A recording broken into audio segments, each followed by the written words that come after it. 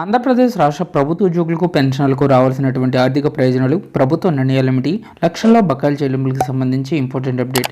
So ఈ వీడియోలో ప్రభుత్వ ఉద్యోగులకు సంబంధించి పెండింగ్లో ఉన్నటువంటి అన్ని అంశాల గురించి ఈ వీడియోలో తెలుసుకుందామండి. ముందుగా బకాయిలన్నీ కూడా సకాలంలో జమ కావాలని ఎవరైతే భావిస్తున్నారో వారందరూ కూడా వీడియోని లైక్ చేసి మీ తోటి ఉద్యోగ మిత్రులకు వీడియోని అయితే షేర్ చేస్తారని మన ఛానల్ తరఫున కోరుచున్నాం. తప్పనిసరిగా ఒక లైక్ చేసి వీడియోని అయితే షేర్ చేయడం ద్వారా చాలామందికి వీడియో అయితే రీచ్ అవ్వడం జరుగుతుంది. ఆంధ్రప్రదేశ్ రాష్ట్ర ప్రభుత్వ ఉద్యోగులకు కొత్త టెన్షన్ అయితే పట్టుకుంది. ఉద్యోగుల పదవీ కాలం పూర్తి చేసుకున్న ఉద్యోగులకు చెల్లించాల్సిన ప్రయోజనాలపై ఇప్పుడు సందిగ్ధత నెలకొంది. రాష్ట్ర ప్రభుత్వ ఉద్యోగులకు స్టేట్ గవర్నమెంట్ ఎంప్లాయీస్ ప్రభుత్వం చెల్లించాల్సిన ఆర్థిక ప్రయోజనాలపై స్పష్టత కోరడంతో అన్ని ప్రభుత్వ శాఖ ఉద్యోగులు ఆందోళన అయితే చెందుతున్నారు. ఉద్యోగుల సంఘాలతో జరిపిన చర్చల్లో కూడా దీనిపై స్పష్టత రాకపోవడం నిరసన వ్యక్తమవుతుంది. ఇప్పటికే అదనపు కాలంతో కలిపి సర్వీస్ పూర్తి చేసుకున్న వేలాది మంది జనవరి 31 నుంచి రిటైర్ అవుతున్నారు. వారికి ప్రభుత్వం నుంచి అందాల్సిన ఆర్థిక ప్రయోజనాలు ఎప్పుడు విడుదలవుతాయో తెలియని పరిస్థితి నెలకొంది. ఏపీలో దాదాపు 4.5 లక్షల మంది ప్రభుత్వ ఉద్యోగులు ఉన్నారు. వీరు కాకుండా కార్పొరేషన్లు, ప్రభుత్వ అనుబంధ సంస్థలు, యూనివర్సిటీలు, విద్యా సంస్థల్లో పనిచేసినటువంటి ఉద్యోగులు, ఎంప్లాయీస్ మరో 3 లక్షల వరకు ఉంటారు. రాష్ట్ర ప్రభుత్వం ఉద్యోగులకు 2 ఏళ్ల క్రితం 2 ఏళ్ల సర్వీసును పొడిగించింది. ఇప్పటికే 60 ఏళ్లుగా ఉన్న రిటైర్మెంట్ వయసును 62 సంవత్సరాలకు పొడిగించారు. దీంతో చాలామంది తప్పనిసరి పరిస్థితుల్లో అదనపు సర్వీసులో కొనసాగారు. కొంతమంది మరో 2 ఏళ్ల సర్వీస్ లభించినందున సంతోషించారు.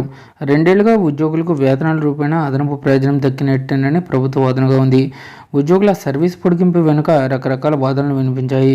ఉద్యోగులకు ఆర్థిక ప్రయోజనాలు చెల్లించేందుకు అవసరమైన నిధులు ప్రభుత్వం వద్ద లేకపోవడంతో పదవి విరమణ వయసును పొడిగించినట్లు ప్రచారం జరిగింది. ప్రభుత్వం 2 ఏళ్ల సర్వీసును పొడిగింపు కూడా గత జనవరితో పూర్తయిపోయింది. 2024 జనవరి 31 నుంచి 62 ఏళ్ల వయసు పూర్తి చేసుకున్న ఉద్యోగులు రిటైర్ అవుతున్నారు. ప్రభుత్వ ఉద్యోగుల రిటైర్మెంట్ సమయంలో వారికి gratuity, GPF, leave and encashment, EPGLA వంటి ఆర్థిక ప్రయోజనాలు చెల్లించాల్సి ఉంటుంది. గతంలో ఉద్యోగి రిటైర్ అయిన రోజే ఆర్థిక ప్రయోజనాలను చేతుల్లో పెట్టి సాగనంపేవారు. రాష్ట్ర విభజన తర్వాత ఆ ప్రక్రియ క్రమక్రమంగా ఆలస్యమవుతూ వస్తుంది.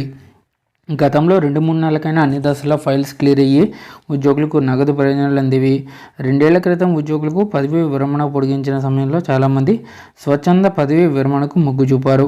అలాంటి వారిలో కొందరికి మాత్రమే పదవీ విరమణ ప్రయోజనాలు దక్కాయి. స్వచ్ఛంద పదవీ విరమణ చేసిన పొడిగించిన సర్వీస్ కాలం ముగిసిన తర్వాత మాత్రమే ఆర్థిక ప్రయోజనాలు చెల్లిస్తామని తేల్చి చెప్పడంతో చాలామంది సర్వీస్ కొనసాగించారు. ఫైనాన్స్ డిపార్ట్మెంట్లో పనులు పెట్టుకోగలిగిన వారికి మాత్రమే రిటైర్మెంట్ బెనిఫిట్స్ దక్కాయి. సో ఉద్యోగ సంఘాలు ప్రభుత్వాన్ని స్పష్టత కోరుతున్న ఎన్నికలు పూర్తయ్యే వరకు దీనిపై స్పష్టత వచ్చే అవకాశాలు కనిపించడం లేదని చెబుతున్నారు.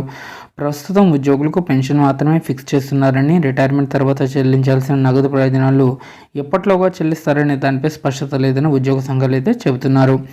సో ఈ విధంగా పెండింగ్లో ఉన్నటువంటి బకాయిలు అయితే క్లియర్ చేయాలని చెప్పేసి ప్రభుత్వ ఉద్యోగుల భావన. సో ఇదండి వాళ్ళ ఎంప్లాయ్ సంబంధించిన తాజా updates. For more updates subscribe to our channel. Thank you.